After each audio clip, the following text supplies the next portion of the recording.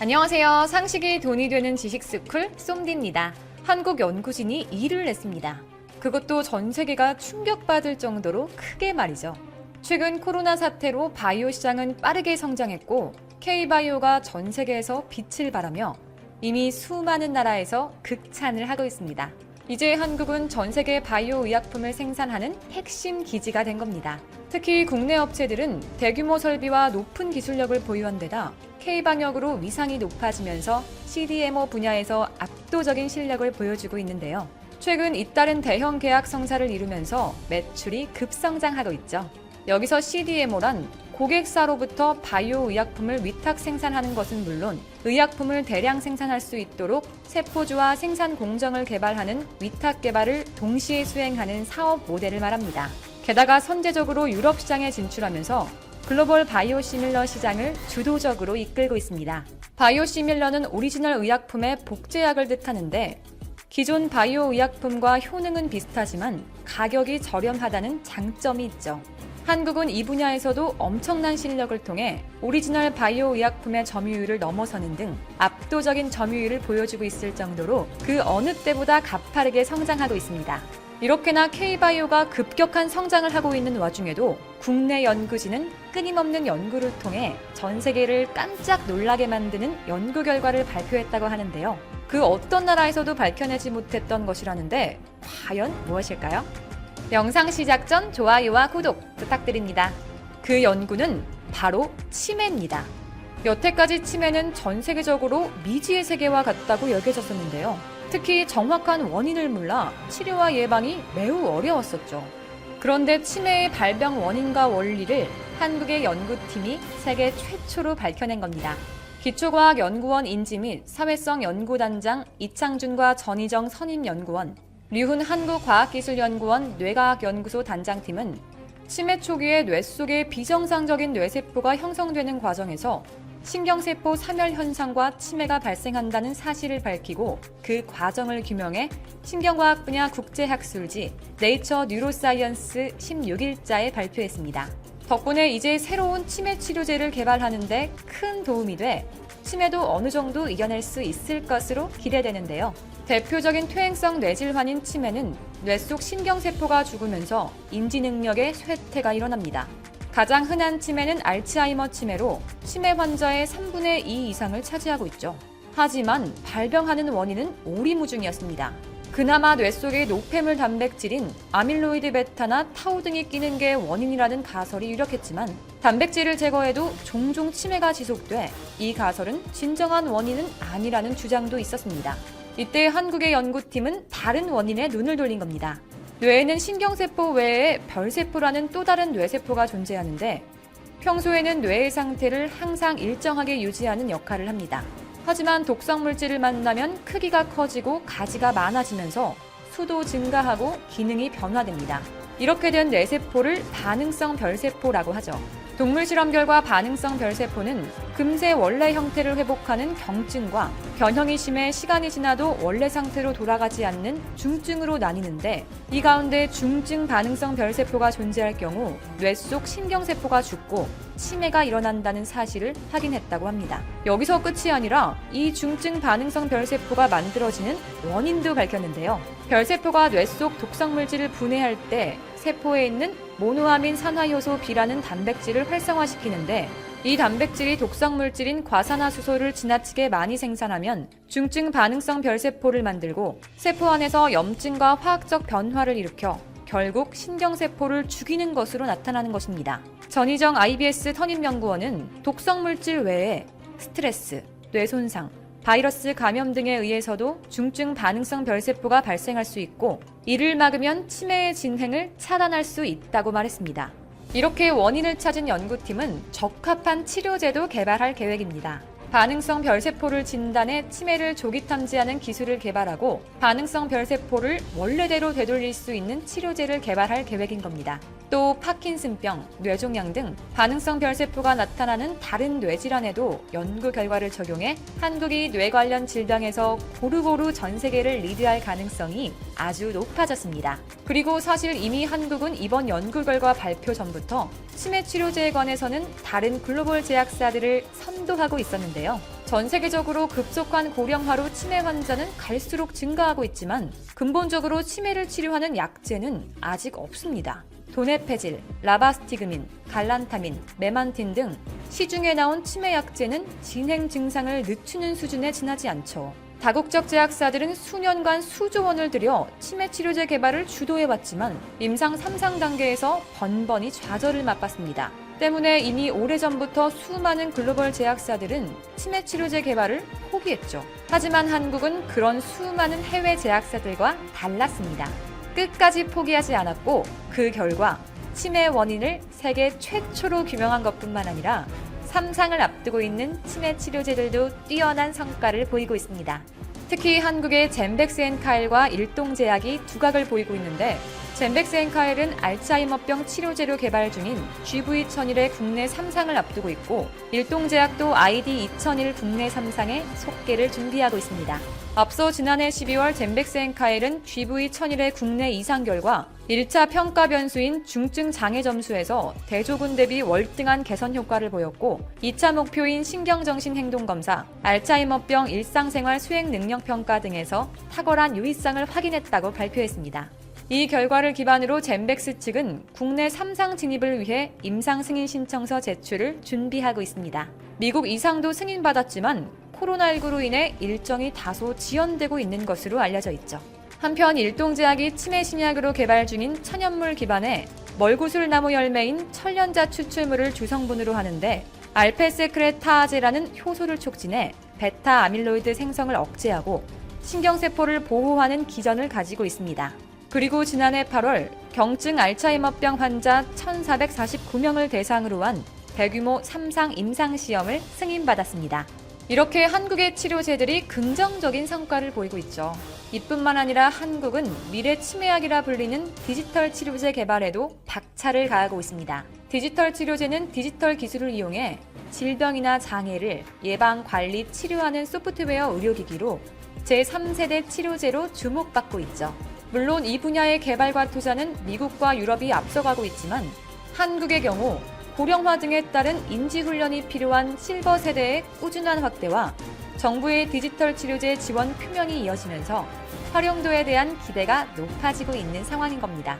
사실 이미 우리 일상에서 디지털 치료제가 파고들어 있습니다. 스마트 시계로 수면 패턴과 운동량을 파악하고 앱을 통해 복약 시간을 체크하는 사람들이 많아진 것이 바로 일상을 파고든 디지털 치료제의 대표적인 사례입니다. 최근엔 코로나19 팬데믹으로 비대면 개인화가 가능한 디지털 치료제에 대한 관심도 점차 커지고 있습니다. 특히 한국은 앞서가는 IT 기술과 인프라 덕분에 그 어떤 나라보다 디지털 치료제를 활용하기 좋은 나라인데요. 치매, 경도 인지 장애 등 뇌기능 개선에는 디지털 치료제의 장점이 뚜렷하죠. 고려대 구로병원 신경과 김치경 교수는 뇌신경세포는 외부의 자극, 경험, 학습에 의해 변화하는 가소성이 있는데 이 치료제를 통한 행동 변화는 뇌에 직간접적으로 작용해 긍정적인 영향을 미친다고 설명했습니다. 이렇게 한국의 미래 치매 치료제라 불리는 디지털 치료제부터 전통적인 치료제까지 개발하며 다른 나라들을 선도하고 있습니다. 특히 이번 한국 연구진들이 가지고 있는 노하우를 녹여 세계 최초로 밝혀낸 치매 원인에 맞는 치료제를 개발한다면 전 세계에서 고통받고 있는 치매 환자들과 가족들에게까지 희망을 줄 수 있다. 여기 국토의 규모에 비해 비정상적으로 강력한 국방력을 가지고 있는 국가가 있어 화제가 되고 있습니다. 바로 대한민국인데요. 미국 과학자연맹 회장인 찰스 퍼거슨의 보고서에 따르면 한국은 경북 월성에 있는 4기 중수로에 저장된 사용 후 핵 연료를 재처리하면 26톤의 플루토늄이 가능하고 이는 4,330개의 핵폭탄을 만들 수 있는 양이다. 더욱이 월성 원자로 4기를 이용하여 매년 416개의 핵폭탄을 만들 수 있는데 필요하다면 재처리 시설을 4개월 안에 건설할 수 있는 능력도 보유하고 있다고 했습니다. 이처럼 핵무기 개발 능력이 있는 대한민국은 과연 핵무기를 보유할 수 있을까요? 지금 대한민국에서 벌이고 있는 무시무시한 국방력 강화에 대해 자세히 알아보겠습니다. 팩트TV 팩트체크. 최근 독자 기술로 개발된 우리 군의 두 번째 3,000톤급 잠수함 암모함의 진수식이 열렸습니다. 우리 해군의 두 번째 3,000톤급 잠수함 암모함은 길이가 무려 83.3m에 폭 9.6m로 웅장한 모습을 띠고 있으며 수중 배수량 2,000톤 미만인 연안 잠수함과는 달리 대양을 마음껏 누릴 수 있는 대양 잠수함입니다. 이전 장보고급 잠수함에 비해 크기가 2배 이상 커진 만큼 탐지 능력은 물론 수중 자망 기간도 3주 이상으로 늘어났습니다. 수중 최대 속력은 20노트 이상이고 탑승 인원은 50여 명이며 탄도 미사일과 순항 미사일을 발사할 수 있는 수직 발사관 6문을 장착해 함대함은 물론 지상의 장거리 전략 목표도 타격할 수 있습니다. 우리는 잠수함 선진국보다 100여 년 늦게 잠수함 사업을 시작해 단기간 독자 설계 능력을 갖춘 10여 개국의 반열에 오른 데 이어 전투, 소나, 체제 등 주요 핵심 장비를 개발해 국산화율 76%를 달성했고 인도네시아에 잠수함을 수출하며 세계 5번째 잠수함 수출국이 되었습니다. 이는 분명히 세계 무기 역사에 남을 만한 쾌거가 맞습니다만 대한민국 국민들은 더 강력한 무기를 원한다는 설문조사가 나왔습니다. 한국인 10명 중 5명은 북핵 위협에 대항해 독자 핵무기 개발을 지지한다는 여론조사 결과가 나왔는데요. 아산정책연구원은 성인 남녀 1000명을 대상으로 한국인의 핵무기 인식에 대한 여론조사를 벌였습니다. 응답자의 48.2%는 북핵 위협에 대한 한국의 대응으로 독자 핵무기 개발을 지지한다고 응답했고 한반도에 미국 전략 핵무기를 배치해야 한다는 응답이 22.2%로 뒤를 이었습니다.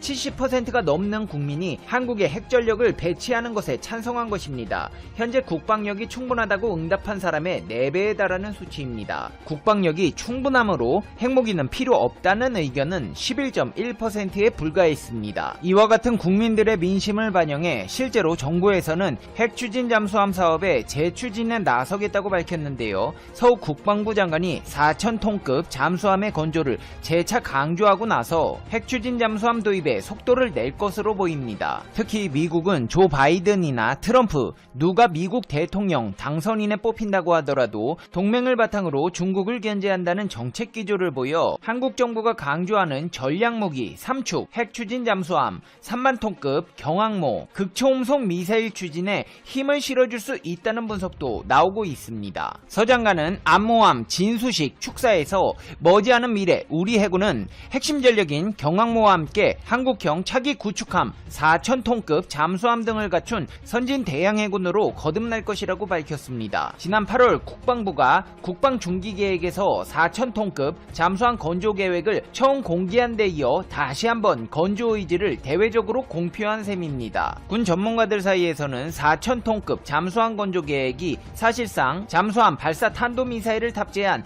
핵 잠수함을 의미하는 것으로 알려져 있습니다. 세계적으로 핵 잠수함을 보유한 국가는 미국, 중국, 러시아, 영국, 프랑스, 인도 정도인데 한국은 그간 국내에 축적된 잠수함 건조 기술과 우수한 원자력 기술을 결합하면 핵 잠수함 건조는 얼마든지 가능하다는 게 전문가들의 주장입니다. 핵 잠수함의 가장 큰 강점은 핵 연료에 의해 수중에서 사실상 무한대로 작전이 가능하다는 점입니다.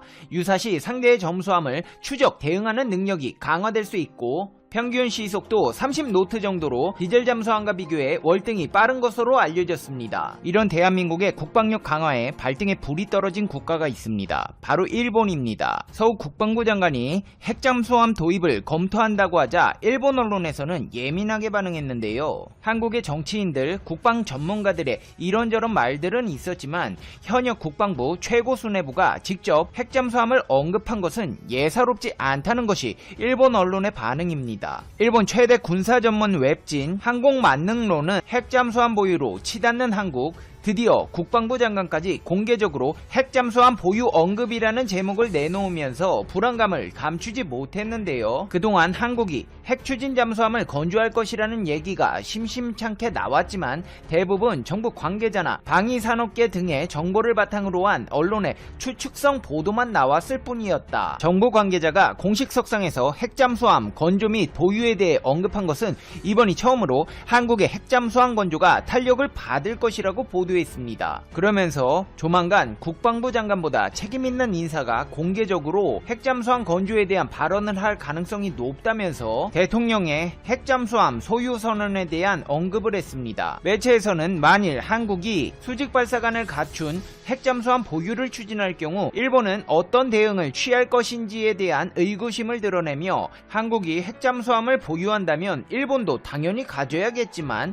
정치적으로나 비용적으로 현 시점에서는 실현 가능성이 낮다고 지적했습니다. 일본 스가 총리는 여기저기 돌아다니면서 방위 협력을 하고 다니고 있습니다. 스가는 지난번 베트남에 이어 호주 총리와 일본 총리 관저에서 가진 정상회담에서 자위대와 호주군 공동훈련에 관한 군사협정에 원칙적으로 합의했다고 발표했습니다. 이 협정을 체결하면 일본 영토에 호주 군대가 주둔할 수 있게 되고 공동훈련을 위해 상대국에 들어갈 때 무기 탄약 반입 절차가 간소화됩니다. 양국은 지난 6년간 이 계약을 체결하기 위해 교섭을 벌여왔습니다. 일본이 외국군 주둔을 허용하는 협정을 체결한 건 1960년 미일 군사협정 이후 처음입니다. 스가 총리는 일본과 호주는 기본적 가치와 전략적 이익을 공유하는 특별한 전략적 파트너로 그 중요성이 높아지고 있다. 강고한 양국 관계를 더욱 강화하기 위해 안보, 경제 분야는 물론 양국이 인도태평양에서도 협력을 강화하고 싶다고 했습니다. 그러자 모리슨 총리는 자유와 민주주의의 뜻을 같이 하는 인도태평양 국가로서 특별한 책임을 가지고 있다. 시장 중심의 경제를 만들어 오랫동안 좋은 관계를 유지해온 것을 매우 기쁘게 생각한다고 화답했습니다. 두 정상이 발표한 공동성명에는 집단적 자위권을 근거로 유사시 일본 자위대가 호주군을 지켜주는 내용이 포함되었습니다. 또 중국을 겨냥해 홍콩, 동중국해, 남중국해 상황에 대해 심각한 우려를 공유한다고도 밝혔습니다. 우방과의 협력 행보를 보이는 일본과 달리 한국은 자주 국방에 힘을 쏟고 있는데요. 그 중에서도 한국 방위산업은 4차 산업혁명 기술을 적극 반영하여 새로운 도약을 시도하고 있습니다. 대한민국 대표 방산전자기업으로 감시, 정찰, 지휘, 통제, 해양 시스템, 항공전자 위성 등 지상, 해양, 항공, 우주 분야의 기술력과 역량을 보유한 한화시스템은 초소형 위성, 위성통신 안테나, 에어택시 등 첨단 우주 분야에서 K방산을 선도하고 있습니다. 특히 4차 산업혁명 기술을 기반으로 한 초연결, 초지능, 미래 방위산업의 청사진을 제시하며 스마트 국방의 선도기업 입지를 다지고 있습니다. 한화시스템은 대한민국 방위산업 전시회에서 우주 분야의 판을 바꿀 초소형 군 정찰 위성인 초소형 위성 우주